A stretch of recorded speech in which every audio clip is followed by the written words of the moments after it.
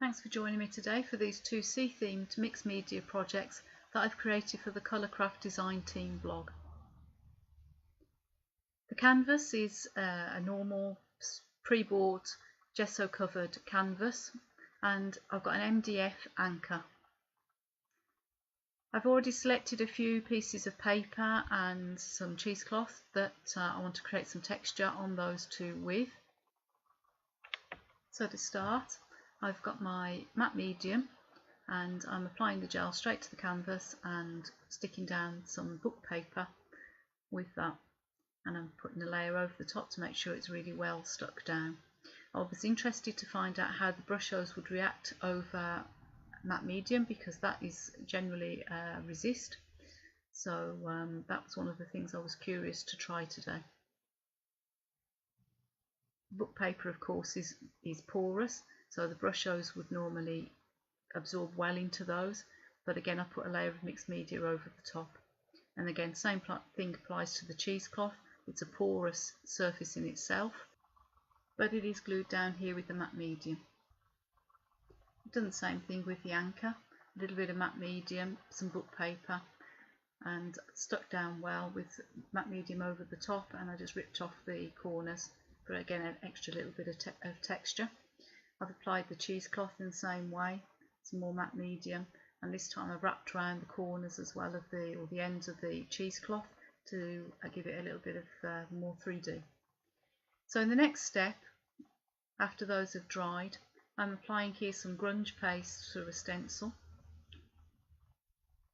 I've applied this in a few different places. I've used a second stencil to have a variety of different designs. Neatening off the edges if necessary.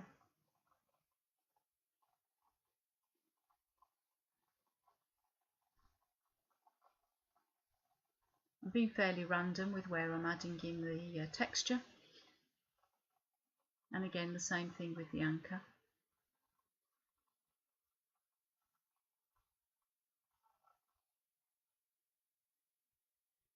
And here this is crackle paste, so I'm going over the same canvas once it's dry and adding in this time some crackle paste in between the areas that have not already been stenciled or haven't got anything else on them basically.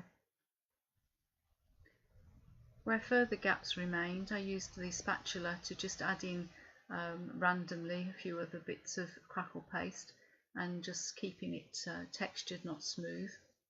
And not wanting to forget the edges, I applied crackle paste around the four sides as well, just patting it with the spatula to again get some random texture on there.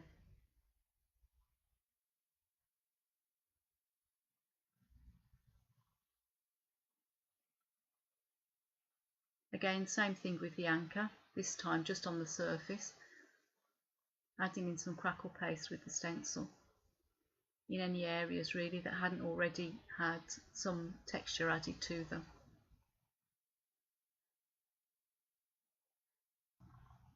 So now we get to the fun part and adding the colour. I've spritzed the canvas with water, and now I'm adding the Brusho colours onto the canvas fairly randomly. I want a mix of blues and some of those yellowy orange colours in there as well. Fairly randomly, trying not to cover them too much, but knowing as well that the blues and yellows will create nice greens if they do mix. So I'm spritzing again with more water, adding in a bit more colour. Now I can start to see where the colour is, where it's stronger, where it's paler, where I need to add a little bit more.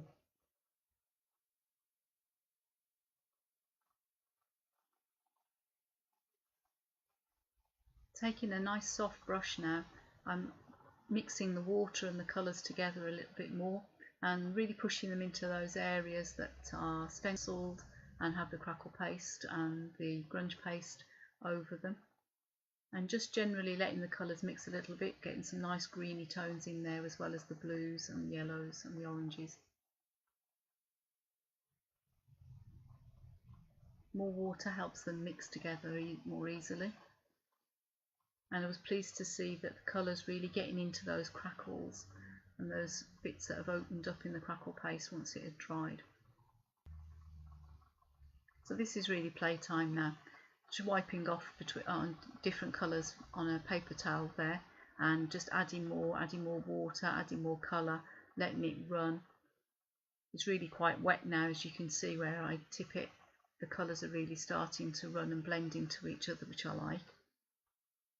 And I'm aiding that with the brush even more, and starting also to take the brush onto the sides there to make sure that the colours do go onto the sides and the sides aren't left white.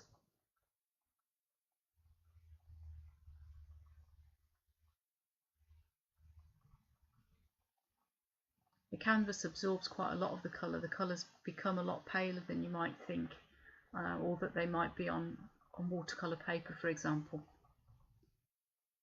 But they're still left cooling on the different textures, and you can see all the different nuances, different tones of colour on there, which I really like.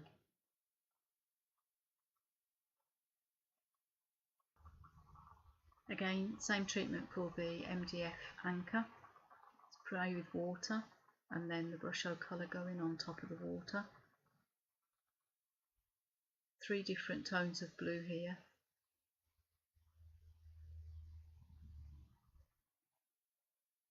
And then again another spritz of water to bring out the colour and allow them to mix.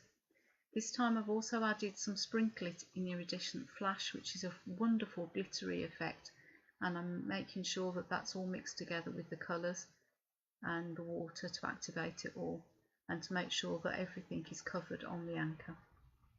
Again, I've gone round the sides of the anchor to make sure that that all blends together and it's not just left as a bare MDF.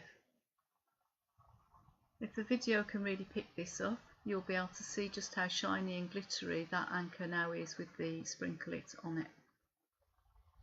Moving on to the embellishments, I've cut out some 200g watercolour paper with a Sizzix Tim Holtz die, which I think is called Sea and Sand. So I'm using emerald green Brusho on the seahorse. I've got orange for the starfish, and a mixture of Gamboge and Sandstone, which are the colours I also used on the background for the sea urchin. I'm just allowing the water that's already on the paper to allow those 2 colours to mix together, and for the others to mix out as well. So with everything dry, I've made up my composition. I've got my paper embellishments and also some wooden ones that I want to use on both projects. To help the seahorse stand out even better, I've decided to also use some SprinkleIT Iridescent Flash, the same as on the anchor, to help that to really shine. And on the wooden embellishments, I'm using some SprinkleIT Pearl to again give them a little bit of extra, not really changing the colour, but adding a pearly shine to them. The SprinkleIT needs plenty of water. It can be a little bit pasty if it's not well watered. So I'm moving that around with a brush and making sure there's an even consistency across all of the embellishments.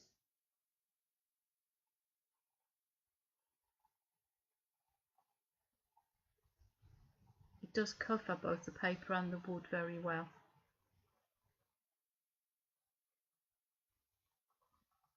Now I've got everything dried and ready to stick down with more matte medium. I'm giving everything a good dose to make sure it is well stuck, and also I've decided to put matte medium over the crackle paste. I find that sometimes crackle paste can peel off, and that if you put a layer of matte medium over it, it stops it from doing that. So now I'm starting to stick down the composition of embellishments that I decided on, and you'll see that I'm giving the seahorse 2 layers. That's a layer that's been coloured with some burnt sienna, and that's just to give the seahorse a little bit of extra rigidity, and also to give it a little bit of a shadow. You'll see that I'm sticking it down there slightly offset to the piece underneath, and because of a good dose of matte medium, obviously it takes a little bit of time to dry, then I'm holding everything down with a little bit of weight to make sure that it doesn't just easily pop up again. The pots and water containers that you have to hand are as good as anything. So that's the lighthouse, and the other wooden embellishments that I've put the pearl SprinkleIT onto are also getting stuck down there with the same matte medium. because they're a little bit heavier and also rigid in the first place, they don't need to be held down in the same way as the other embellishments on paper do.